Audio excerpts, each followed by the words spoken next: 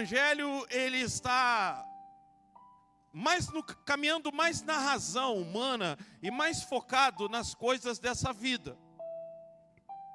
As pessoas geralmente são treinadas a ouvir, e aí o algoritmo, o próprio Google, você não vê na internet, por que não vai aparecer esse tipo de pregação? Pregações como receber a vitória, como derrotar gigante, como prosperar, elas vão estar expostas por causa do algoritmo. As pessoas buscam por isso. Ninguém está indo para a internet buscando assim, como é a vida eterna? O que é a vida eterna? O que é a vida após a morte? Como se preparar para a morte? Se houvesse essa busca, o algoritmo estava disponibilizando. Toda vez que se abrisse o Google ou colocasse mensagem evangélica, a primeira coisa que ia aparecer é como viver eternamente, como se preparar para a eternidade, como buscar as coisas que são do alto. Mas como vivemos em tempo em que as pessoas têm comichão de ouvidos e elas vão para a internet buscar aquilo que interessa aos seus prazeres, não os prazeres de Deus, as mensagens que se destacam, até daqueles pregadores sérios, até daqueles pregadores que pregam o evangelho do reino dos céus, eles pegam a parte, aquele dia em que ele resolveu pregar sobre vitória financeira, vitória aqui na terra. Mas o que nós vamos ouvir aqui hoje tem a ver com o foco de vida do cristão. Eu não estou falando de vários focos, eu não estou falando de multifoco, porque nós vamos aprender nessa noite que a nossa caminhada com Cristo, ela tem um alvo definido. E o que o nosso foco deve estar neste alvo. Nós devemos estar focados neste alvo. Se perdermos o nosso olhar deste alvo, nossa caminhada cristã se torna em religiosidade e corremos no perigo de viver para esta vida e ficar nesta vida. Então o que nós vamos aprender hoje é qual é o verdadeiro foco do cristão. Qual é o verdadeiro alvo do cristão. Por que estamos caminhando? Por que estamos nessa caminhada? Por que estamos enfrentando dificuldades aqui, passando por lutas aqui, tendo bênçãos aqui, vitórias aqui? Mas é preciso falar que o evangelho também é luta, é perseguição, é luta contra o inferno, é luta contra si mesmo, é renúncia própria. Então nessa noite eu quero que o teu foco esteja no alvo, que você prossiga para o alvo, você continue no alvo. E a nossa vida é baseada muito nisso aqui, presta bem atenção. A vida do ser humano, ela é baseada em quê? Em 3 tempos verbais. Escute isso aqui. Nossa vida se baseia em 3 tempos verbais. Quais são eles? Passado. Nossa vida, ela se baseia em passado. Tem gente que é igual ao museu, só vive do passado. Você conversa com ele, ele não está no presente. Ele está no passado, ele está preso ao passado.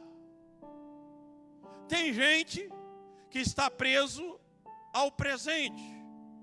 E tem gente que está preso ao futuro. Mas é verdade que a nossa vida, ela é constituída desses 3 tempos verbais: passado, presente, futuro. Segundo a Bíblia para aqueles cristãos que nasceram de novo, como deveria ser o nosso passado? Como deveria ser definido um passado de um cristão? Deveria ser definido assim, deveria ser um lugar de onde nós tiramos lições e aprendizados para sempre estar corrigindo a rota, aprendendo com os erros. Esse deveria ser o único, veja o que eu vou dizer, esse deveria ser o único benefício encontrado no passado. Subtrair dele aprendizado para não cometer os erros e adquirir conhecimento para uma vida melhor. Nós temos um ditado muito popular: quem vive de passado é museu. Então eu e você, cristãos, ao olhar para o nosso passado, nós não teríamos que ter mágoas, tristezas, limitações, acusações. situações que estão nos prendendo nele.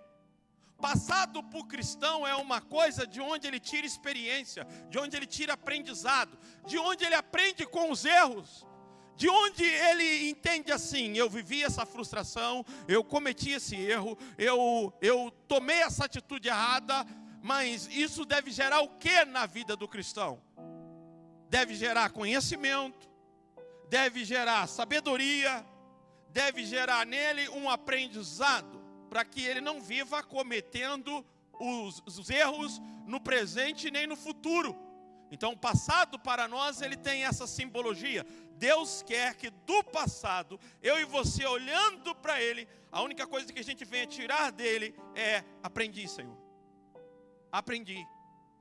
Agora eu posso corrigir minha rota. Eu entendi. O passado para nós deveria ter este simbolismo. Algo que representa para nós um espelho de onde nós podemos olhar e dizer: neste erro eu não caio mais. Nessa situação eu não vivo mais dela. Eu cresci, eu aprendi. Eu até não sabia, eu até não entendia, mas não deveria ser um lugar de culpa, cobrança, que nós vamos ver daqui a pouco. Então o passado, ele é importante, ele não pode ser excluído da nossa vida. Mas deveríamos olhar para ele com este olhar: onde eu errei, quais erros eu cometi, por que cometi tantos erros. Agora é hora de tirar proveito, tirar conhecimento dos erros cometidos para aplicar no presente. E aí os erros novos do presente, eles vão tornando experiência para um novo futuro. Mas nunca viver repetindo, circulando em volta dos mesmos erros, como viveu Israel 40 anos no deserto. 40 anos em círculo. Quem vive de passado vive circulando, ele não consegue avançar. O presente só é possível. Aqui está uma coisa interessante. O presente, se você quer viver o presente, só é possível se eu prosseguir com as coisas relacionadas ao meu passado. Porque o presente é um lugar de abandono de ciclos de vida, novos erros e aplicação do conhecimento adquirido no passado para não viver em ciclos. Então o que é o meu presente? O meu presente é onde eu estou aplicando o conhecimento com os erros que eu tive no passado. O meu presente é onde eu estou aplicando o meu conhecimento com os acertos que eu tive no passado, para que isso não ocasione de que no meu presente eu tenha vivido ciclos, e a minha vida esteja em ciclos. Jesus encontrou uma mulher, perto de João capítulo 4, a Bíblia diz que ele encontra uma mulher que ela está num ciclo de relacionamento. Ela entra no marido, sai de um, vai para outro, entra num, sai para outro, entra num, sai para outro. Aí Jesus encontra com aquela mulher e diz: você não sai do passado, você não consegue avançar. Porque nós temos que tomar cuidado para não vivermos o ciclo rodando. A Bíblia diz que Israel ficou 40 anos no deserto, não avançava, eles viviam em ciclo, passando pelo mesmo lugar, a mesma situação. Então o presente é um lugar onde eu estou aplicando o conhecimento do passado, onde eu estou aplicando, corrigindo os erros do passado, não vivendo tudo de novo, não remoendo o passado, não preso nele. Presente é onde eu falo: aprendi, entendi, é hora de prosseguir. E o futuro? Nós dizemos que o futuro pertence a quem? O futuro? Essa frase é um engano.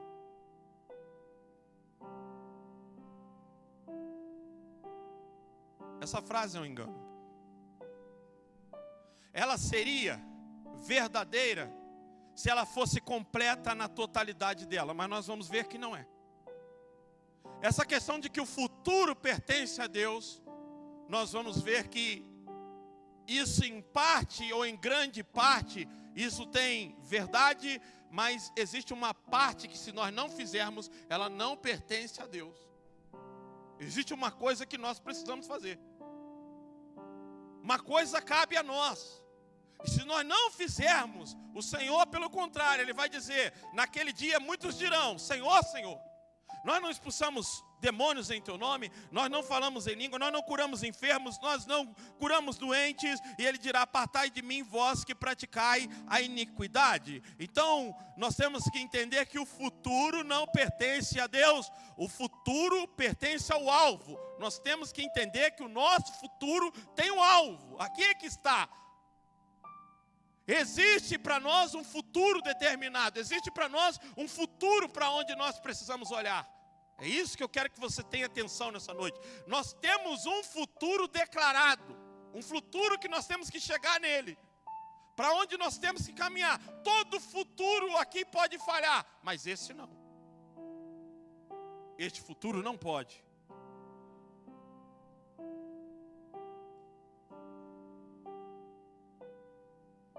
Então, existem algumas coisas neste texto que nós vamos ler hoje de Filipenses capítulo 3, que nós temos que aprender algumas coisas aqui que Paulo fala, e eu vou fazer um sermão expositivo hoje. Embora nós temos um tema, o sermão ele está dentro do tema, é tirado do tema, mas hoje eu quero fazer uma exposição de Filipenses capítulo de número 3, e nós vamos ler o versículo de número 2. Repita comigo: para alcançar o alvo, eu preciso ter cuidado. Então anota isso aí. Para alcançar o alvo, para prosseguir para o alvo, eu preciso ter cuidado. Cuidado com o quê? Olha o que a Bíblia vai dizer. Cuidado com os cães. Cuidado com esses que praticam o mal. Cuidado com a falsa circuncisão. Então, Paulo está dizendo ali, cuidado com falsos ensinadores, falsos mestres. Cães aqui chamados são pessoas que só entram para devorar o que você tem. Eles criam, sabe, agora na internet está virando uma moda, está me deixando apavorado, porque alguns pastores sérios estão fazendo isso. Eles estão gravando vídeos patrocinados dizendo o seguinte: pastor, você quer que a sua igreja cresça, que ela desenvolva, que você quer descobrir o segredo, destravar o crescimento da tua igreja? Aperte aqui no Siga Mais, aqui, ou no Saiba Mais, e a gente vai te dar um curso, vai te aplicar um conhecimento. E eu digo, eu rejeito tudo isso. Uma coisa é agora eu pagar, eu ir atrás. O que a Bíblia adverte? A Bíblia diz, olha, nos últimos dias, as pessoas não vão estar querendo mais a sã doutrina, mas tendo comichão de ouvidos, amontoarão para si doutores, conforme as suas próprias consciências, dando ouvido a espíritos enganadores. Então eu preciso ter cuidado, se eu quiser seguir para o alvo, com a doutrina, com a palavra, com quem está me ensinando. Eu preciso entender que isso é sinal dos últimos dias. Então eu tenho que tomar cuidado com os cães. Quem são os cães? São gente que vem para devorar o seu dinheiro, gente que vem para devorar a sua vida, gente que o único objetivo é tirar de você, extrair o que você tem. Então eu tenho que ter cuidado. Faz parte da nossa vida ser prudente e vigilante. A Bíblia nos adverte que vai levantar pessoas distorcendo a palavra e fazendo até milagres e sinais. Então você precisa ter cuidado. Se você quiser chegar no alvo, se você quiser acertar o alvo, meu irmão, aprenda a ter cuidado. A vida do cristão é uma vida de prudência, de vigilância e disciplina. Nós não podemos viver descuidados, porque em algum momento o diabo pode enviar alguém que nos conduz e nos seduz por engano, por uma doutrina errada, por uma palavra errada, e ele diz, cuidado com a falsa circuncisão. Por quê? Porque naquela época havia verdadeira circuncisão, e Paulo está chamando falsa o que os judeus ensinavam, que na lei de Moisés era circuncisão. Ele diz agora que o homem não tem que cortar a pele do prepúcio, mas ele tem que mudar o coração. Jesus mudou isso, inverteu. Então os judeus, ele está chamando de cães, os mestres fariseus daquela época que dizia, vocês têm que crer em Cristo e têm que se circuncidar. Ele está dizendo, essa circuncisão é falsa. A verdadeira está em Cristo. A nossa circuncisão está em Cristo. Paulo está combatendo ali ensino judaico. ensino com origem na lei de Moisés. Olha como é que eles enfrentavam muito maior dificuldade do que nós naquela época. A segunda coisa que eu vejo aqui nesse texto, diga comigo, a primeira para alcançar o alvo, é ter cuidado. Cuidado com quem, irmãos?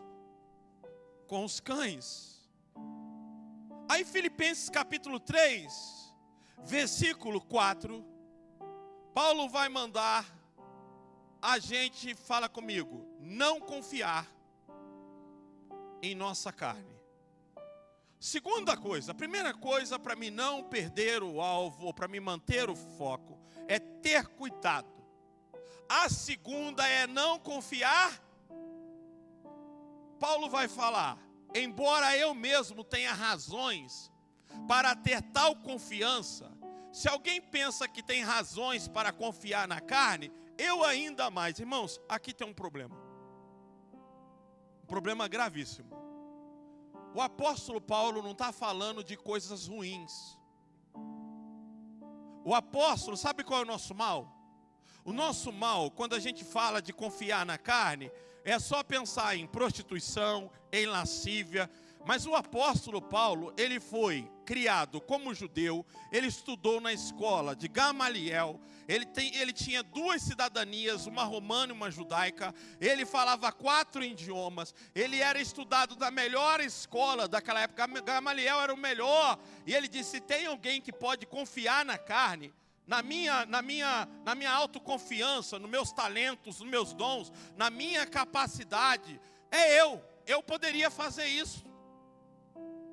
Paulo disse, eu poderia confiar na minha carne, eu poderia confiar na minha bondade, eu poderia confiar na minha destreza, eu poderia confiar na minha forma de fazer as coisas.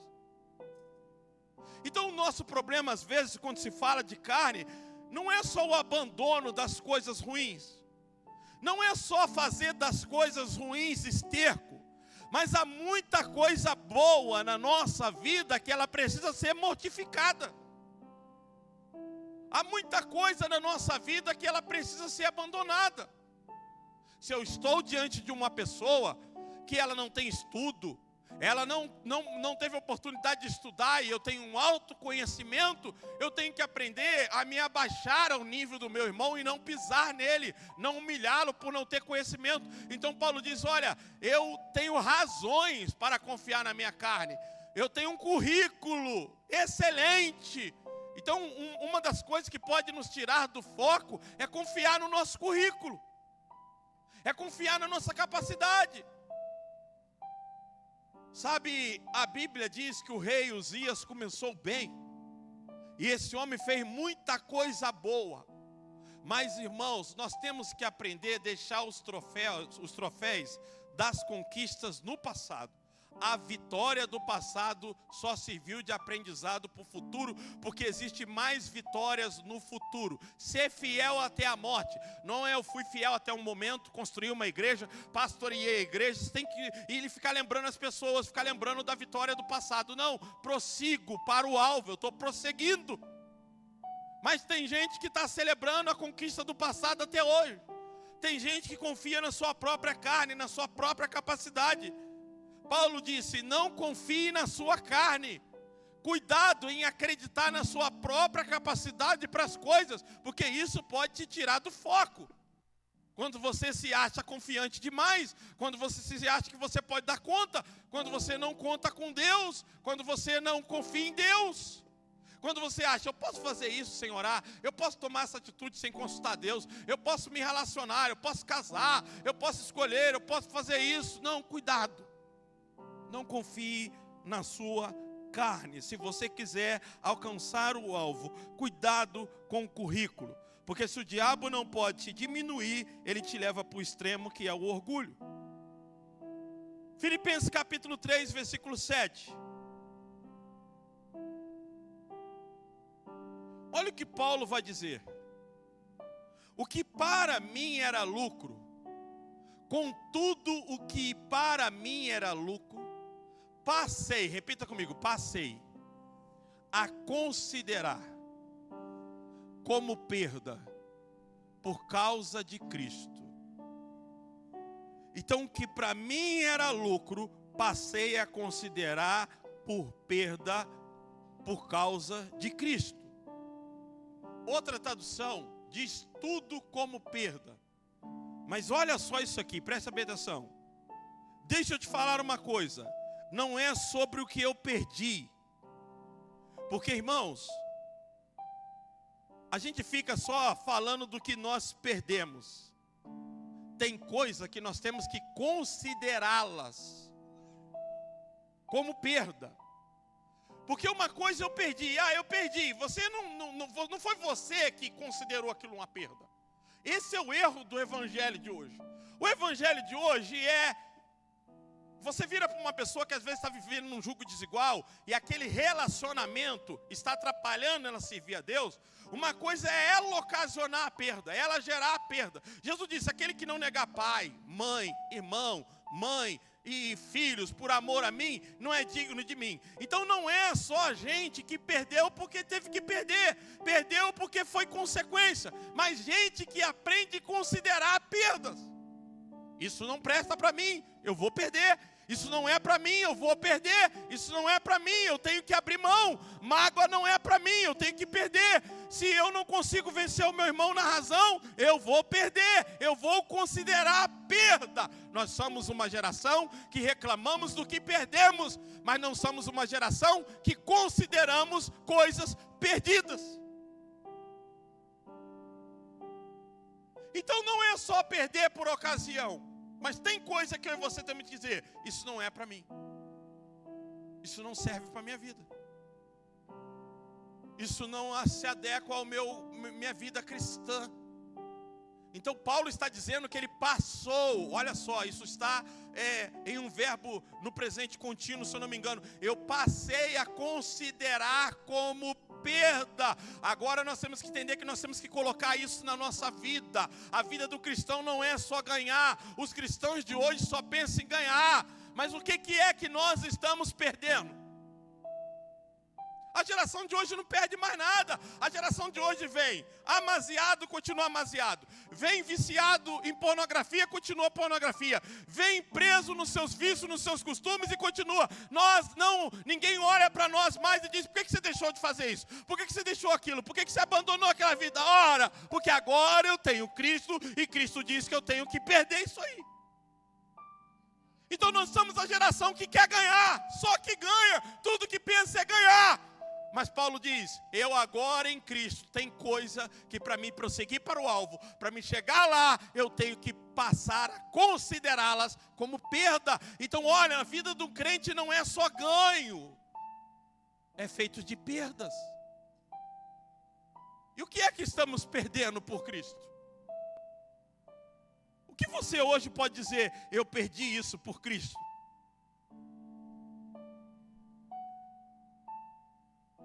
O evangelho requer renúncias. O que você precisou e precisa renunciar. Ele não diz que considerou, ele disse, eu passei a considerar. Então, um cristão que está indo para o alvo, ele aprendeu que a vida não é só ganhar. A vida é perder.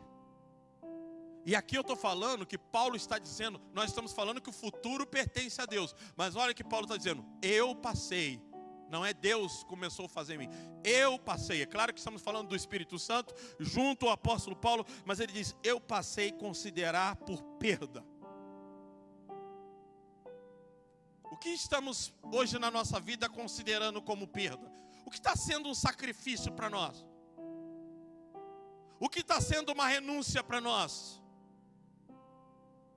Quando você vinha aceitar Jesus, irmãos, a primeira coisa que você ouvia não é que você vai receber isso, você vai conquistar isso, você tem que deixar isso, você tem que abandonar isso, você tem que mudar o seu estilo de vida. Agora, se você quer ser um cristão, você é um cidadão dos céus, e nós aprendemos a renunciar, nós aprendemos mais a perder do que ganhar. Essa é a geração que quer mais ganhar do que perder. Então tem coisa que eu tenho que entender, que se ela está me tirando do foco, e se ela está me tirando do alvo, mesmo que ela me gere lucro, escuta isso aqui como é doido, mesmo que ela esteja me gerando lucro, Eu não estou falando de perder coisas que estão me dando prejuízos, perder coisas que estão me dando vantagens.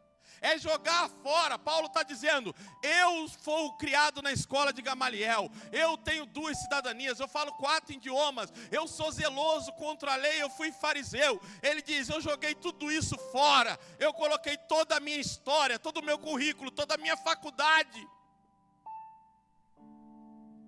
Sabe, os cristãos antigamente entravam na igreja e perguntavam para Deus: qual é o meu chamado? E muito juiz ouviu de Deus: abandona a sua carreira e seja um porteiro na minha casa.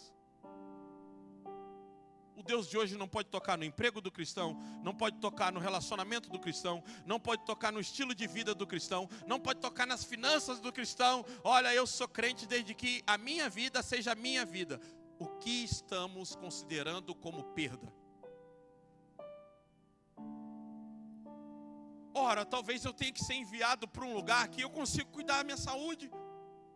Mas nós estamos com o Maico e a Thaís, que está lá na Jordânia, que eles estão tendo que perder saúde para estar lá. O Ibrahim, para estar na Bolívia, perder saúde para estar lá. Muita gente teve que perder coisas que nós temos aqui, facilidade com água, teve que considerar como perda por causa de Cristo, para se tornar missionário, para se tornar servo do Senhor.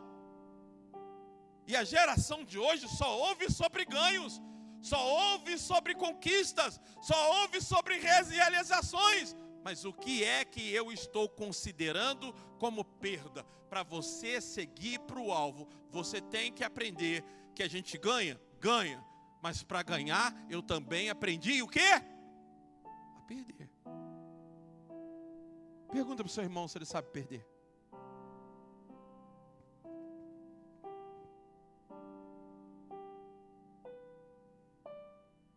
Não é fácil, irmãos. Eu sou flamenguista. Eu não sou acostumado a perder. Meu time não me deixa eu ter essa sensação. Mas eu luto para ter como perda. Hoje empatamos com o Vasco. Foi difícil engolir isso.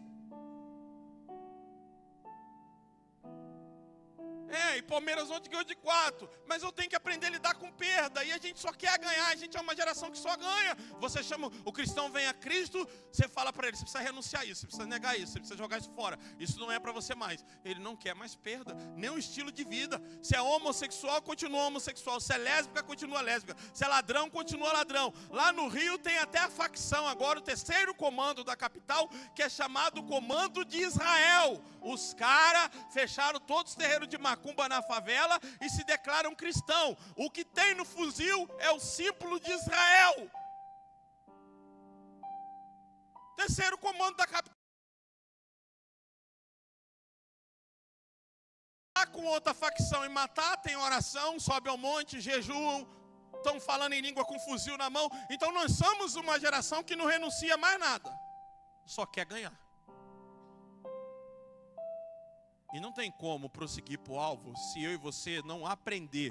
Diga comigo, eu preciso aprender a considerar perdas.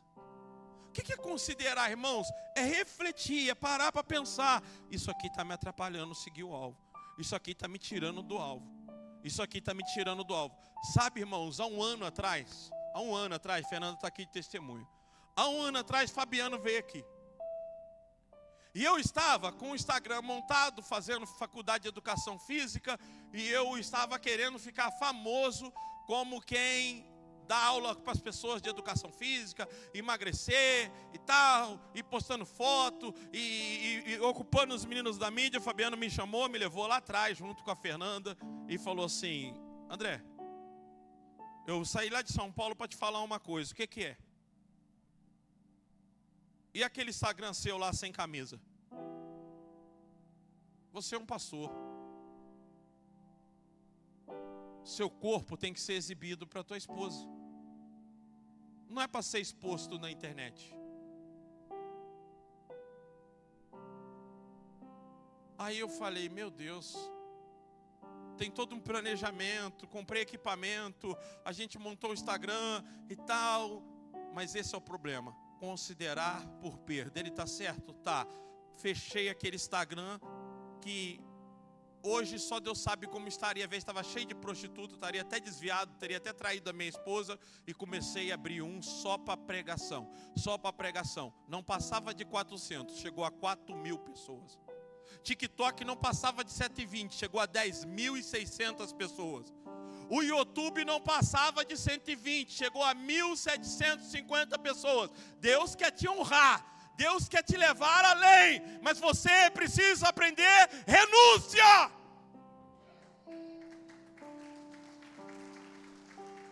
Romanos capítulo 12, versículo 1 e 2. Rogo-vos, pois, irmãos, pela compaixão do Deus vivo, que apresenteis os vossos corpos como um sacrifício santo e agradável a Deus, que é o vosso culto racional. Então você precisa entender o seguinte: o convite do Evangelho é você tem que colocar coisas em risco.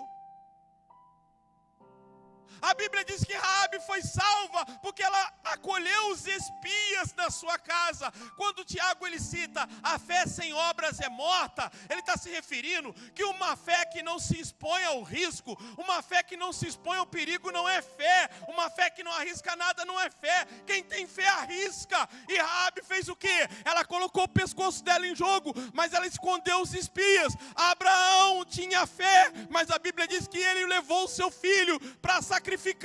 Ele arriscou a vida do seu filho. Uma fé que não arrisca e que não põe nada em risco não é fé. Que quem tem fé assume riscos. Agora assumir só a vitória, assumir atravessar o Jordão, assumir atravessar isso, não. Pedro disse: é tu mesmo, manda-me sair do barco e ter contigo. Ele não ficou dentro do barco, ele arriscou, ele até afundou, mas ele arriscou. Quer sair de onde está, aprende a negar a si mesmo e assumir risco. Quando eu vim para Jesus, eu tive que abandonar uma mulher que eu tinha um relacionamento com ela há 2 anos, que eu achava que era tudo na minha vida. Pensa num cara apaixonado diante de Deus, dizendo: Deus, salva ela, liberta ela, e ela não queria vir para a igreja, e ela queria me puxar para o mundo, e eu tive que fazer renúncia com 18 anos de idade. Fazer renúncia. 7 meses depois eu estava conhecendo a Fernanda, e eu olho para o passado e falo: ai de mim se tivesse casado com aquela mulher.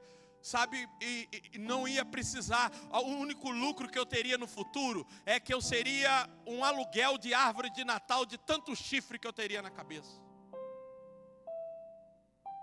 No Natal era só ficar na frente de uma loja e me alugar. Galho para tudo qualquer lado.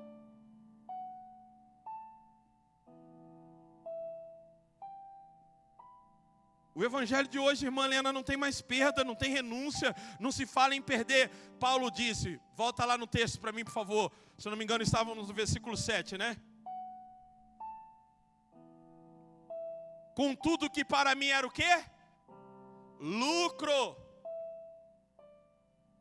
Sexo fora do casamento é lucro. Viver uma vida de porno. Sabe, você tem que entender que Deus não te chamou só para abandonar coisas ruins. Ele te chamou para abandonar o quê? Repita comigo: lucro. Você sabe qual é o nosso problema? É que tudo que é ganho. Por isso que a gente sai do foco. Porque o diabo veio para Jesus e disse: se tu me adorar, eu vou te dar lucro. Mas se você servisse Deus, aí tu está passando fome.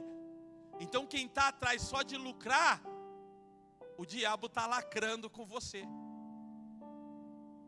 O evangelho não é só ter e ganhar. O evangelho é perder por Cristo. É perder nesta vida para ganhar na outra.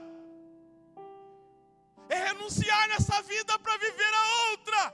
O que para mim era lucro, eu passei a considerar como perda. Sabe, irmãos, às vezes eu tento juntar dinheiro. Eu tento juntar dinheiro, meu Deus, como eu tento juntar dinheiro. Mas aí aparece alguém precisando. E eu lembro que Cristo diz: empresta quem te pede, não desvie de quem te pede. Não desvie, não desvie. Sabe, não é fácil. Então cuidado com você que é cristão e pensa só em lucro. Lucro, você não vai alcançar o alvo se você está atrás de lucro. Porque tem coisa que você tem que considerar como perda. Por causa de quem? Por causa de Cristo.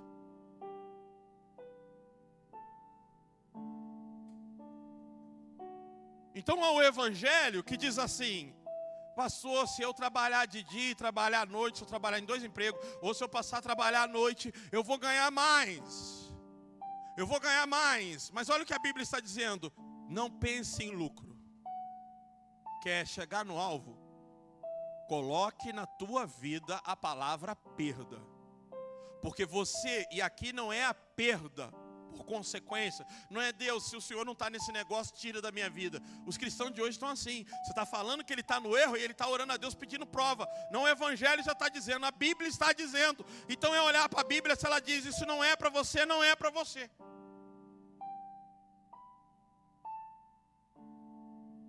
A gente canta, eu sou, eu vou, eu tenho.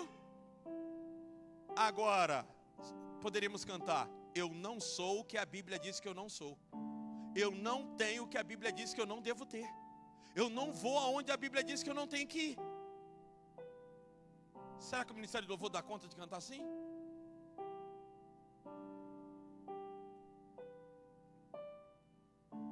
Eu sou o que a Bíblia diz para eu não ser.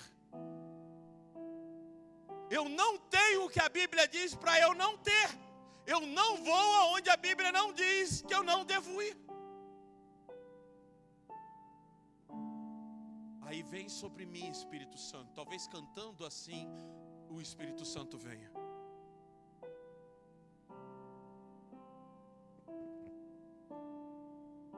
Diga, para ganhar Cristo, para seguir para o alvo, eu preciso aprender, renunciar coisas que me dão lucro. É coisa ruim? Coisa ruim é fácil de deixar, irmão. Quero ver deixar coisa que dá lucro. Para ganhar quem? Cristo. Passei a considerar como perda coisas que me dão lucro, coisas que me dão vantagem. Mas eu tive que considerar como perda.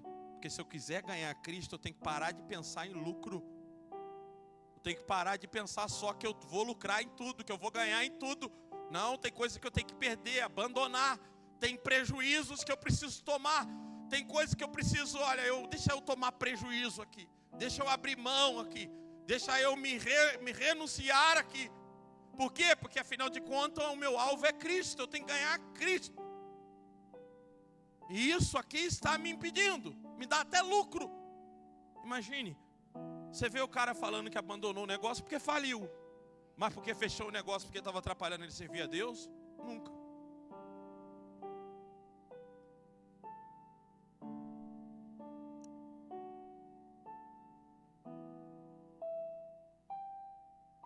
Outra coisa que nós podemos aprender aqui é Filipenses 3:9.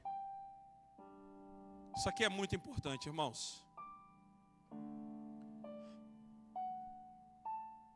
E ser encontrado nele, não tendo, repita comigo, não tendo a minha própria justiça, que procede da lei, mas a que vem por meio da fé em Cristo. A justiça que procede de Deus se baseia na fé. Escute o que eu vou te dizer. Você está sujeito a cometer erros e falhas. E Deus sabe disso. Se você se basear só na tua justiça, só nos teus acertos, se você for uma pessoa que está firme, só naquilo que você faz de certo, quando você errar, o diabo vai vir te acusar, vai dizer que você não é crente, vai dizer que você não serve para nada, vai dizer que você não pode estar aonde está. Só que você tem que aprender a basear-se não na sua justiça, mas que eu e você fomos justificados por Cristo. E que o sangue de Jesus me purifica de todo pecado e de toda injustiça. Então eu tenho que basear na justiça que vem de Deus. E ela é pela fé, ela não é por obras. Eu tenho que acreditar que eu fui justificado mediante a fé, não na minha própria justiça. Porque, irmãos, o orgulho tem... Você vai ver que o cara chega diante de Deus, ele ora assim: graças te dou. Eu jejuo 2 vezes por semana, dou o dízimo de tudo, e não sou como este pecador. Tem gente que obedece tudo isso que foi dito, mas erra aonde? Aonde ele começa a fazer comparação. Eu sou melhor do que fulano, porque eu ando em tudo que o pastor ensinou. Não confie na tua justiça. Você não é justificado porque você faz tudo direito que eu estou ensinando. Você é justificado porque Cristo morreu por você e te justificou pelo sangue dele. Então, por mais que a gente acerte, cuidado com os acertos também. Porque eles podem te levar a uma autoconfiança, a uma soberba, a uma prepotência, a uma autossuficiência, a um orgulho, e você errar de outro meio. Não sou como os demais pecadores. Não confie na tua própria justiça. Entenda, a Bíblia diz que a nossa justiça é como um trapo de imundície. Cristo morreu por nós quando ainda éramos pecadores. E se estamos aqui não é porque merecemos, não é porque por merecimento. Você está aqui por uma só causa, porque Jesus morreu por você, porque o Espírito Santo te tocou e Ele te justificou diante de Deus.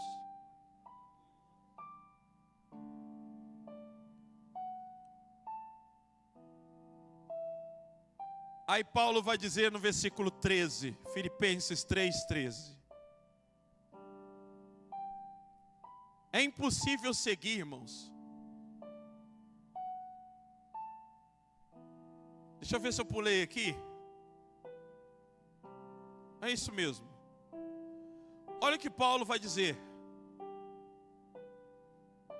Irmãos, não penso que eu mesmo já o tenha alcançado. Repita comigo, mais uma coisa. Eu faço. Lembra que no começo da mensagem eu disse: a Deus pertence ao futuro, e vocês responderam sim, e eu disse essa frase, está errado? Paulo está dizendo ali, uma coisa é eu que faço, não é Deus. Uma coisa eu tenho que fazer. Você tem responsabilidade, irmão. Paulo está dizendo, uma coisa eu faço, esquecendo-me das coisas que para trás ficam, eu faço o quê?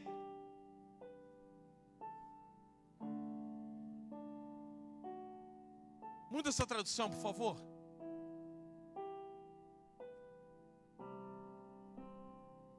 Irmãos, quanto a mim, não julgo havê-lo alcançado. Repita comigo, mas uma coisa faço. Esquecendo-me das coisas que ficam para trás, avanço para as que estão diante de mim. Então, às vezes, por que eu e você não conseguimos avançar? Eu já falei no começo dessa mensagem. Os erros do passado devem servir como experiência. Não leve as frustrações, não carregue culpas, não carregue as conquistas do passado.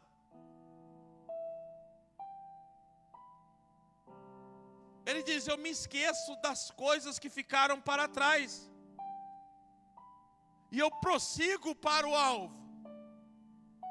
Eu não fico pensando no que eu perdi. Eu não fico pensando no lucro. Porque eu repito aqui, o nosso problema é só pensar, eu deixei a pinga, eu deixei isso, eu deixei a vida daquilo, eu deixei aquilo. Mas há muita coisa que você fica, será que eu tomei a decisão certa? Será que eu deveria ter feito isso mesmo? Será que eu não deveria ter feito essa faculdade? Será que eu não deveria ter mudado de cidade? Será que eu não deveria? Você vai encontrar muita gente presa ao passado, porque estão presas ao lucro, ao pensamento de lucro. Não, eu considerei como perda. Eu deixei para trás mesmo, eu esqueci. Eu não vou ficar aqui no presente dizendo, será que se eu fizesse aquela, será que se eu fizesse aquilo, será que eu tomasse aquela atitude, será que eu seguisse aquele caminho? Não, uma coisa eu faço, eu esqueço das coisas que estão para trás. Eu não tenho como voltar, eu não tenho como consertá-las, eu não tenho como arrumá-las, eu preciso prosseguir. Repita comigo, uma coisa eu faço. Irmãos, eu vou ficar preso nisso aqui. Porque eu vou centralizar toda a pregação nessa declaração de Paulo. Isso é a tônica do foco, é a tônica da mensagem. Se a gente não aprender isso aí está o centro do foco, aí está o centro do alvo. Fazer o quê? 2 coisas? 3 coisas? 4 coisas? Não. Se você quer prosseguir para o alvo, e se você quiser ter foco, você tem que aprender a fazer o quê? Uma coisa. Não dá para querer fazer 10, 2, 3. Se eu quero ter foco, se eu quero alcançar o alvo, eu tenho que fazer o quê? Paulo está dizendo, uma coisa eu faço. Eu não faço 2, eu não faço 3. Eu estou focado em uma. Eu estou centralizado em uma. Pastor, o que isso quer dizer? Isso quer dizer que eu não posso fazer outras coisas? Isso quer dizer que eu não posso me dedicar às coisas dessa vida, uma academia, uma praia. Isso quer dizer que eu não posso casar. Isso não quer dizer que eu possa abrir uma empresa. Não, Paulo não está dizendo sobre isso. Paulo está dizendo que tudo que você faz tem que estar convergido para quê? Para uma coisa. Você não pode ter na tua vida o alvo que é Cristo e ter coisas separadas disso. Elas têm que estar tudo alinhadas com uma coisa. Se elas não estão, elas têm que ser consideradas como perda. Então olha o que Paulo vai dizer aqui em 1 Coríntios capítulo 10, versículo 31. É disso que ele está dizendo. 1 Coríntios 10, versículo 31. Repita comigo. Portanto, se vocês comem ou bebem, ou fazem qualquer outra coisa, façam tudo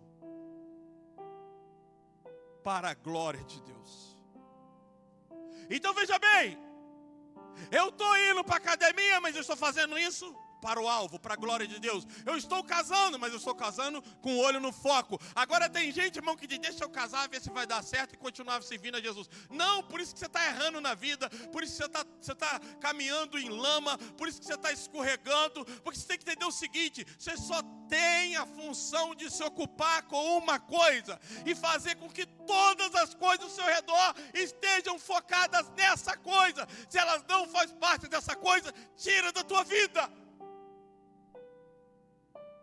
Veja, nós recebemos uma incumbência de Deus, uma missão, uma responsabilidade. Uma coisa eu faço. Então eu como. Eu bebo. Eu faço qualquer outra coisa, eu faço. Mas eu faço tudo para a glória de Deus. Então é convergir tudo que eu faço na vida para essa coisa. Se não estiver alinhado com essa coisa, eu tenho que entender isso. É isso que me dá foco. Tudo que me tira de Cristo, tudo que me tira do céu, tudo que me tira da eternidade, tudo que me tira que é do eterno, tudo que não faz parte da minha vida para a eternidade, eu tenho que abandonar, porque tudo que faz parte da minha vida tem que estar me auxiliando, me apoiando, convergindo, juntando-se a mim para que eu chegue no alvo. Agora você está me desgastando, sugando, roubando minha energia, me puxando para trás, me tirando a força e a graça. Irmãos, nós temos que seguir olhando para Cristo, nós temos que seguir em direção ao céu, e não é com passos devagar, nós temos que ir com raça, tomando o reino de Deus por força, cheios do Espírito Santo, cheios do poder, cheios da glória de Deus, cheios de santidade, cheios de graça, cheios de poder.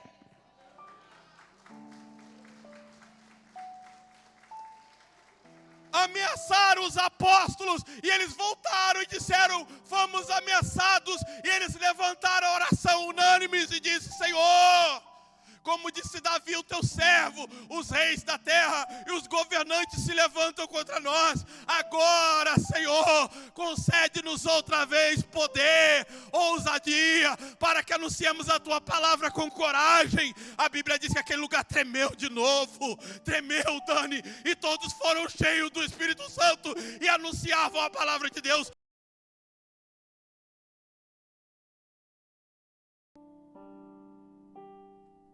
Porque não estamos cheios da nova vida? Porque não estamos cheios da eternidade em nós? Porque estamos cheios de coisas de lucro, que estão nos dando lucro nessa vida. Oh, meu querido, olha, eu nunca experimentei esse lance, tá? Eu não sei o que é, eu vou falar uma linguagem muito fácil. Passar a língua na boca de outro homem. Eu não sei o que é ficar esfregando em outro homem. Eu não sei o que é uma mulher ficar esfregando em mulher. Mas se você considera isso gostoso, prazeroso, a Bíblia diz que isso vai te tirar da eternidade. Então, por mais, a Bíblia não está, talvez para mim isso, sabe, uma vez eu conversando com um cara, eu falei com ele, eu entrei com ele, diz ele que era ex-homossexual, ex. Mas eu descobri que estava muito homossexual ainda quando eu entrei no carro com ele. Fomos buscar uma missionária, a Fernanda estava lá no treinamento, ela lembra disso. Ele entrou comigo no carro, eu disse para ele, rapaz, como é que é esse negócio de ser gay? Ele disse, sabe, quando eu vejo a coisa da mulher, me dá ânsia de vômito. Mas quando eu vejo do homem, para mim é um sorvete. Eu falei, vai tomar vergonha nessa cara, rapaz. Sai daqui. Sai para lá. Conversa besta é essa, sorvete? Já pensou, Cleito?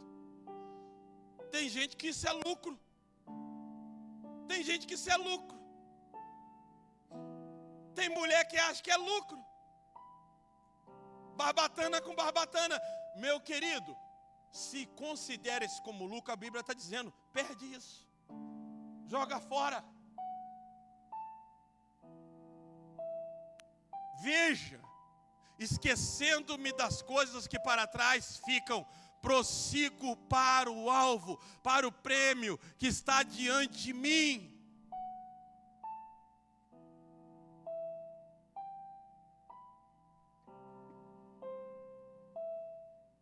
Repita comigo, uma coisa eu faço. Então o apóstolo Paulo, ele está ensinando a gente o seguinte, olha, você só tem que se ocupar com uma coisa. E tudo que entrar na tua vida tem que fazer parte dessa uma coisa. Se ela não faz parte dessa uma coisa, considere o quê? Perda. É fácil.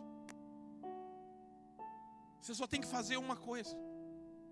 Permanecer com os olhos firmes em Cristo.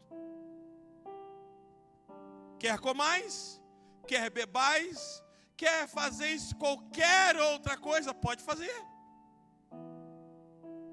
Quer ir na praia? Vai. Quer ter rede social? Tem. Faça o que você tem que fazer, mas pense em uma coisa: isso está rendendo glória ao nome do Senhor? Isso está glorificando a Deus? Porque se não está, não é para mim fazer. Quer fazer isso, qualquer outra coisa, faça para a glória de Deus.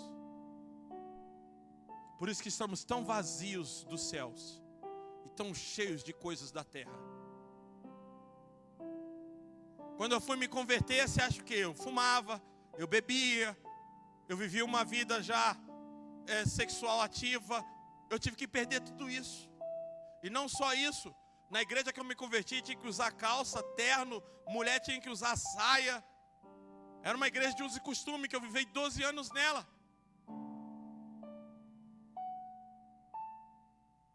Eu tive que considerar como perda. Então repita comigo, uma coisa. Veja, Deus deixou uma coisa para você fazer. Ele está te dando um alinhamento, Ele está dizendo, você só tem que se preocupar com isso. Não tem importância você fazer tudo nessa vida. Pode fazer qualquer coisa, mas qualquer coisa tem que estar alinhado com essa uma coisa. Se te tira dessa uma coisa, se está te roubando dessa uma coisa, abandona. Quem entendeu, diga amém. Vocês entenderam? Mas vai praticar isso? E uma coisa é entender, uma coisa é colocar em prática. Eis aqui o desafio do foco, Dani. Foco é fazer uma coisa. Está trabalhando por uma coisa, centrado em uma coisa, não é várias. Isso quer dizer que não posso fazer outras coisas? Sim. Porém, elas devem ser adjuvantes ao foco. Elas têm que somar. Ela é um tratamento adjuvante, ela é um acrescento. aquilo que eu estou fazendo, se elas me tiram do foco, se elas convergem com o foco, se elas combatem o foco, eu devo tirá-las da minha vida. Elas devem estar alinhadas com o foco. Não dá para ter vários focos. Ao ver foco em uma só coisa, tudo deve estar convergido a este foco. Versículo 14. Repita comigo: prossigo para o alvo, para o prêmio da soberana vocação de Deus em Cristo Jesus. Então, irmãos, eu estou prosseguindo para o alvo. Qual é o meu prêmio? É a soberana vocação de Deus, é ganhar a Cristo, é alcançar a Cristo. Uma vez que eu entrego a minha vida a Jesus, eu tenho que convergir, eu tenho que voltar a minha vida totalmente para este foco. Eu preciso ganhar o prêmio da soberana vocação. E qual é este prêmio?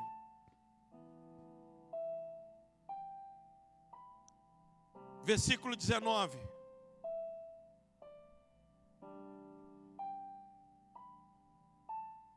Paulo vai dizer, e agora eu vou entrar aqui numa das coisas que vai levar pessoas a perderem, que perdem o foco e tiram elas do foco.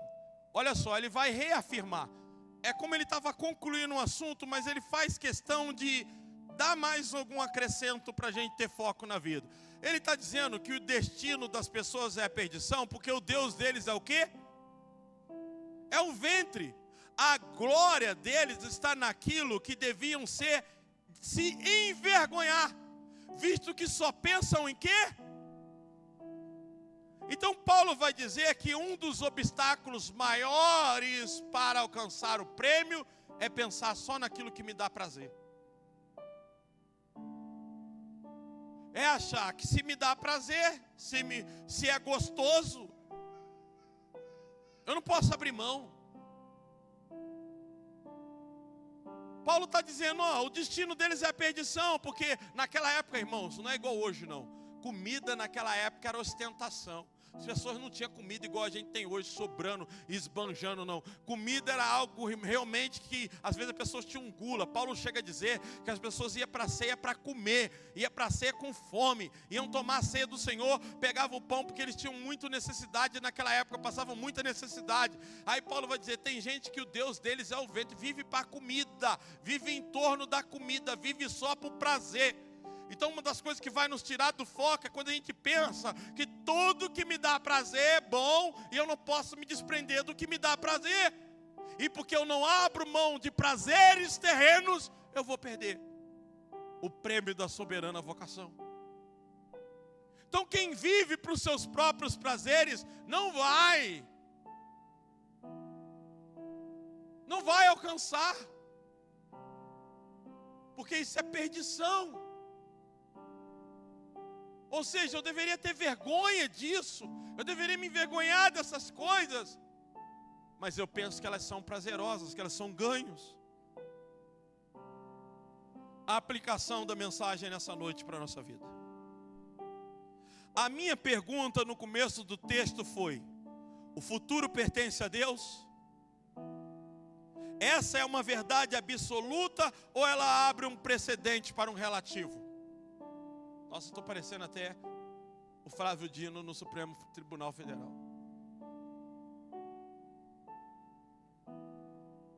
O que é uma verdade absoluta? Ela não pode ser questionada, mas nós estamos vendo que uma coisa cabe a mim fazer. Uma coisa pertence a mim fazer. E foram citadas coisas que faz parte desta coisa que eu tenho que fazer desde o começo do texto. Coisas que eu tenho que aprender a deixá-las, não só prazerosas, não só ganho, mas ter perda de lucro. Todo o texto que você pensar depois e ler em casa, você vai relembrar. Mas agora nós vamos entender. Paulo diz em Filipenses 3:13, uma coisa eu faço. Isso mostra que há uma responsabilidade de nossa parte em manter o foco, em prosseguir para o alvo. E você está fazendo isso? Qual é o nosso alvo? Pelo que a Bíblia está nos advertindo durante todo esse tempo que nós estamos lendo esse texto aqui. Meus irmãos, uma palavra bem comum e praticamente muito disseminada em nossos dias é visto e deportação. Ou perdão, deportado, é isso, né? Pessoa que é deportada de outro país. Nós estamos vendo isso com frequência. O Trump tem feito isso, os Estados Unidos tem feito isso. Pessoas que não possuem visto estão sendo deportadas dos países. Isso está tão em alta em nossos dias. Qualquer um aqui que assiste televisão, é impossível em algum momento que você está assistindo televisão, você não está vendo essa palavra. Pessoas sendo deportadas porque não são daquele país, porque não possuem cidadania naquele país, porque não possuem visto para estar lá. A palavra mais comum em nosso dia.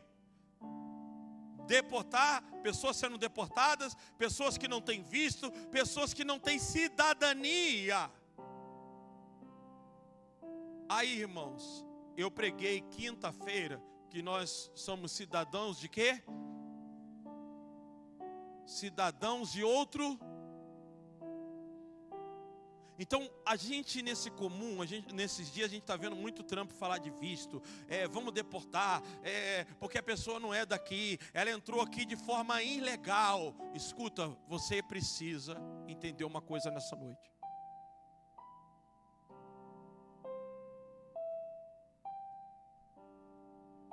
Filipenses capítulo 3, versículo 20. Repita comigo, pois a nossa pátria está onde? De onde o quê?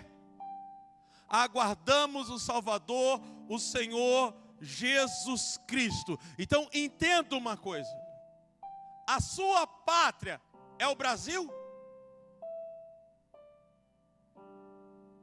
Quando você aceitou Jesus, você tem que entender que você não tem pátria nesse mundo. A sua pátria está onde hoje, irmãos? A igreja é a embaixada desse reino na terra. Nós somos embaixadores do Evangelho, embaixadores de Cristo. Ah, pastor, se nós tivéssemos outra pátria, tem aqui uma embaixada. É por isso que é comum você não entrar aqui e ouvir a sua língua, a língua do mundo. Você tem que ouvir uma linguagem estranha.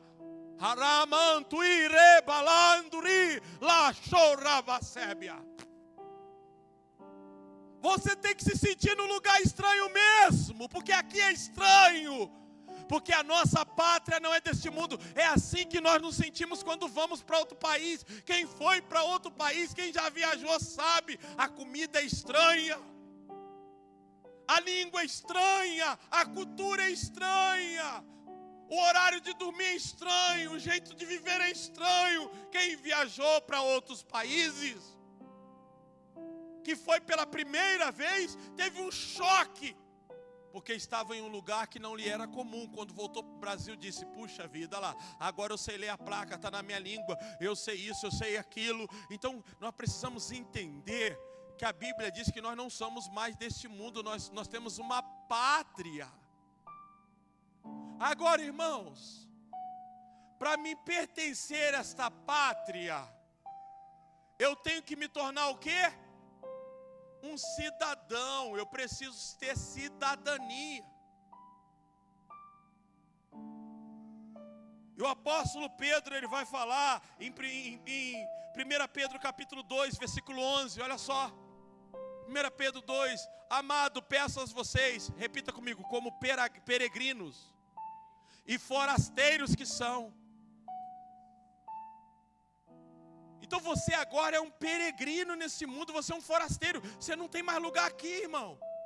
Você está dentro da sua embaixada aqui, ó. Aqui é a embaixada, mas quando você sair para fora, você está em terra estranha.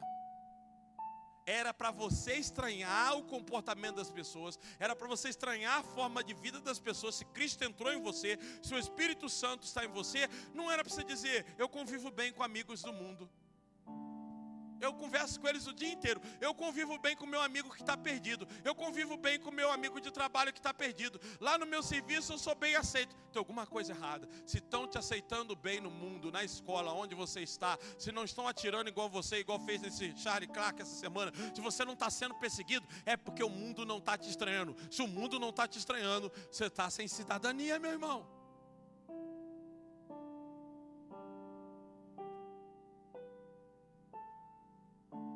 Amado, peço a vocês como peregrinos e forasteiros que são, que se abstenham das paixões carnais que fazem guerra contra a alma.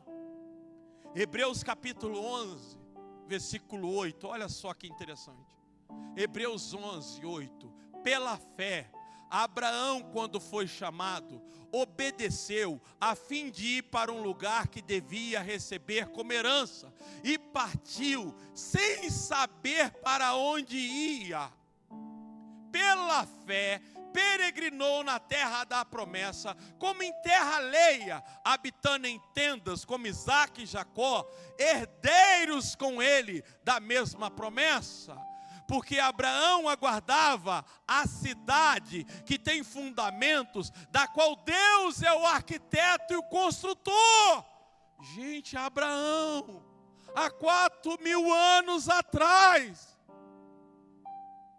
nós nunca tivemos tão perto, mas já naquela época a Bíblia diz que Abraão largou a sua terra, a sua parentela, e ele foi em busca de uma cidade que não era deste mundo, uma cidade que não era visível. Ele peregrinou na terra, mas ele não viu ela ser dele, ele não possuiu, porque a esperança dele era pertencer à cidade a qual Deus é o arquiteto, Deus é o construtor. Versículo 11. Pela fé também, a própria Sara, apesar de não poder ter filhos e já ser idosa, recebeu poder para ser mãe, pois considerou fiel aquele que lhe havia feito a promessa. Por isso também, de um só homem praticamente morto, saiu a posteridade tão numerosa como as estrelas do céu, inumerável como a areia que estão na praia do mar. Versículo 14. Pode voltar no versículo 13. Todos estes morreram o quê? Não obtiveram as promessas, mas viram-nas de longe e se alegraram com elas, confessando que eram estrangeiros e peregrinos na terra. Repita comigo: confessando que eram estrangeiros e peregrinos na terra. Sabe o que acontece com a igreja de hoje? Ela não está parecendo estranha para o mundo, por isso que ela está enchendo de tudo. Antigamente, quando você chegava numa igreja, se você entrou numa igreja em 97, 96 e 93, era comum ver gente endemoniado caindo, oração por libertação, língua estranha, gente só dizendo: me batiza com o Espírito Santo, gente dizendo: eu tive visão do céu aqui, ó, eu tive revelação de Deus. Você falava que tudo isso aqui é esquisito, o povo aqui é estranho, sabe? Hoje a gente faz papel vai e vem, mas você tinha que se deparar com um coador na tua cara quando estava na igreja. Viu um diácono com um pau e o coador: o que é isso? Põe tua oferta aí. Está acostumado a ver coador só para coar café? Isso é para oferta. Você via coisas estranhas na igreja. Você sendo chamado de pecador, de adúltero, de adúltera, sendo chamado à frente para arrependimento. Hoje preencha uma ficha de bem-vindo, preencha aí, nós vamos te contatar o WhatsApp, nós vamos fazer uma entrevista. Tem que estar mudando a linguagem, adaptando. Mas antigamente era estranho. Você tremia as pernas para sair da cadeira. E tinha desviado. Hoje ninguém mais desvia da igreja. A pessoa fica desviada e continua tomando ceia, continua na igreja, está desviado, mas não sai mais para o mundo. Hoje não existe desviado, existe desigrejado. Eu sou crente, eu vou para o céu, mas eu não preciso ir na igreja. É assim que as pessoas estão. Versículo 14. Porque Os que falam deste modo manifestam o quê? Então fala de que jeito? Volta ao versículo 13. Todos estes morreram na fé, não obtiveram a promessa, mas viram de longe e se alegraram com ela. Repita comigo, confessando. Confessando. Sabe, quando você começa a falar para os outros de Jesus, de vida eterna, de salvação, você não quer falar disso, você não quer parecer um besta, um Noé, você não quer parecer um trouxa. Agora o cidadão do céu, os outros estranham. Ele está na fila do banco, ele está falando, se você morrer, você vai para o inferno, hein? Você precisa de Jesus na tua vida. A vida não acaba aqui. Existe um céu. Jesus tem casa para nós, Jesus tem um condomínio pronto lá no céu para nós. O cidadão do céu, ele começa a ter uma conversa que estranha, mas a gente fica com medo de ter essa conversa, a gente fica receoso de ter esse papo. Por isso que não estão estranhando mais a gente. Nós falamos até a linguagem do mundo, copiamos a forma de falar. A Bíblia diz que Sansão perdeu a unção porque ele não teve coragem de ser diferente dos jovens da época. Ele deu um banquete conforme os jovens faziam.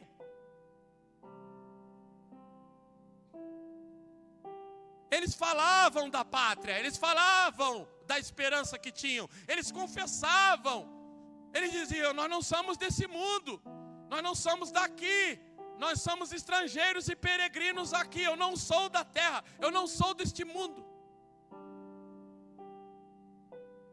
O pastor Joel disse que com 18 anos, sempre querendo a promoção do banco de gerente, ele estava na Brasília sentado e o Espírito Santo falou com ele: hoje você tem que deixar o serviço do banco, eu estou te promovendo a pastor. Como assim? Eu estou te promovendo a pastor, você vai trabalhar de tempo integral na minha obra. Ele entrou no banco, quando ele entrou no banco, ele aguardava tanta promoção, naquele dia saiu a promoção. O gerente disse: Joel, sobe lá para cima, porque você tem uma surpresa. Aí ele chegou, o gerente falou com ele: ô Joel, o que eu tenho que te falar é o seguinte, você está sendo promovido aqui no banco. Ele disse: me desculpa, mas eu acabei de ser promovido. E o gerente disse: como você é assim? Ele foi promovido a pastor. Mas como assim? Tem algum ganho? Tem uma profissão? Ele disse: não tem ganho. Na verdade eu nem sei para onde eu vou. Eu nem sei que igreja eu vou pastorear. É isso que Abraão e eles fizeram. Eles acreditaram em algo que nem se via. Isso é fé. É loucura? É. Mas a Bíblia diz que é pela pregação da fé, essa pregação louca, que nós somos salvos. O que para muitos é loucura, para nós é o poder de Deus. Sabe por que talvez você não está ouvindo? Porque você é um porco no meio da ovelha, um bode no meio da ovelha, vai morrer de fome, porque é isso que eu estou pregando hoje, alimento ovelha. Eu aprendi que eu não preciso mandar ninguém embora da igreja, é só alimentar as ovelhas e deixar os bodes morrer de fome. Agora tem muita gente dando comida para bode e matando ovelha. Existe um céu, Jesus veio a este mundo, Ele morreu numa cruz, Ele é real. E como não bastasse, eu fui em Jerusalém, eu entrei lá e eu vi um túmulo vazio e eu vi escrito na porta: Ele não está aqui, Ele ressuscitou.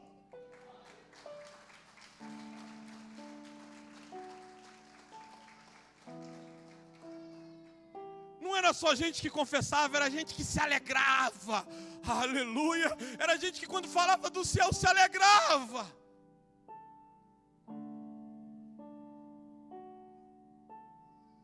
Versículo 14. Porque os que falam desse modo manifestam estar procurando uma pátria. Então, irmãos, quer ganhar a tua cidadania? Começa a falar como um cidadão do céu. Muda o teu linguajar. Você está lendo ali, versículo 15. E se na verdade se lembrassem daquela de onde saíram, o que está querendo dizer? Eles nem lembravam de onde saíram. Eles nem lembravam. Para eles nem fazia sentido. Saí de Ur dos Caldeus. Não, eles esqueceram até a cidade deles. Eles esqueceram de onde eles eram. Eles esqueceram o lugar deles. A ponto de esquecer de onde eram. Sabe para quê? Para se tornar cidadãos dos céus, para se apegarem a uma pátria eterna. Se eles se lembrassem, eles teriam oportunidade de voltar, mas não voltaram. Mas agora, repita comigo, desejam uma pátria superior. Isto é celestial. Por isso, Deus não se envergonha deles, de ser chamado seu Deus. Porque Ele se preparou o quê? Uma cidade. João 14, versículo 1. Não se turbe o vosso coração. Credes em Deus, credes também em mim. Na casa de meu pai? Senão eu teria dito, vou lhes preparar lugar. Nós temos um condomínio, irmãos, construído por Deus lá na pátria celestial. Que loucura, hein? Tua casa está construída, meu irmão. Um casal de missionários muito idosos, depois de tempo de dedicação na África, muito tempo, mais de 40 anos dedicados a missões na África, se aposentaram por causa da idade e retornaram para a igreja local. Vieram de navio na época, esperavam que todo mundo estivesse esperando lá no porto, que a igreja fizesse uma festa. Quando chegaram não tinha ninguém lá. O marido foi para casa muito revoltado. Como assim? Passamos anos longe de casa, longe do nosso lar, convivendo em terra estranha. Voltamos para casa e ninguém foi nos receber. A mulher muito sábia esperou ele falar, viu que ele estava revoltado, e quando terminou ela disse, meu bem, nós não chegamos em casa ainda.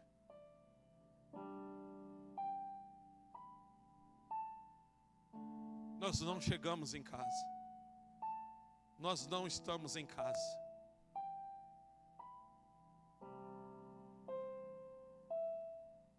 Nossa pátria está nos céus. Tudo que eu disse a você hoje não é um conjunto de regras. É uma obra já realizada pelo Espírito Santo no coração de quem nasceu de novo. Então, tudo isso que eu falei não é para te trazer ensinamento, não é para colocar coisa na tua cabeça, porque eu não tenho este poder. Isso é só para você que é nascido de novo, que tem como foco a eternidade, confirmar no teu coração, reacender a chama e colocar você no caminho. Ministério de Louvor, reacende a chama. Reacende a chama. Nós tínhamos colocado uma coisa, peça ao Senhor, mas tínhamos preparado para isso. Está fácil para vocês cantar Reacende a Chama ou vamos manter uma coisa, peça ao Senhor? Porque vai dar também. Dá para tocar esse louvor. Vamos manter ele então, porque o Felipe aprendeu ele. Não sei se o Felipe deu tempo de pegar Reacende a Chama, mas eu deixo para vocês combinarem isso. Mas agora eu quero que você fique de pé em nome de Jesus.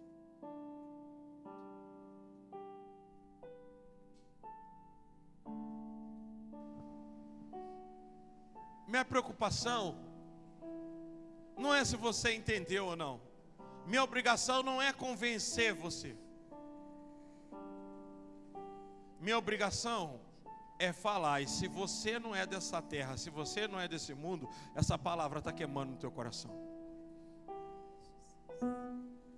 Ela está ardendo na sua alma.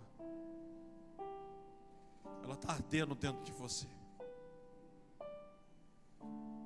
Época que os crentes cantavam, ó que saudosa lembrança tenho de ti, ó Sião.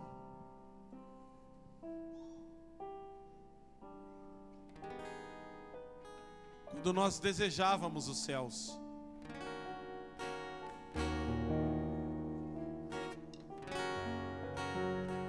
você vai cantar essa canção. Uma coisa eu peço ao Senhor e a buscarei, que os meus pés estejam em tua casa para sempre.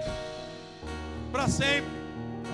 Você vai dizer, Senhor, tua graça me basta, tua presença me sustenta, tua presença me conforta. Mas se nessa noite você quer tomar uma decisão na tua vida, se tornar um cidadão dos céus, entregar ela a Jesus, você pode sair do teu lugar. você pode vir aqui à frente e dizer: Senhor, eu estou me rendendo a Ti. Eu entendi essa palavra louca que o pastor pregou. Para muitos é loucura, mas para os que são salvos é o poder de Deus. Minha obrigação nessa noite não é arrastar bodes pela barba, mas chamar as ovelhas do Senhor, as minhas ovelhas. Ouve a minha voz. Presbítero Roberto, ora,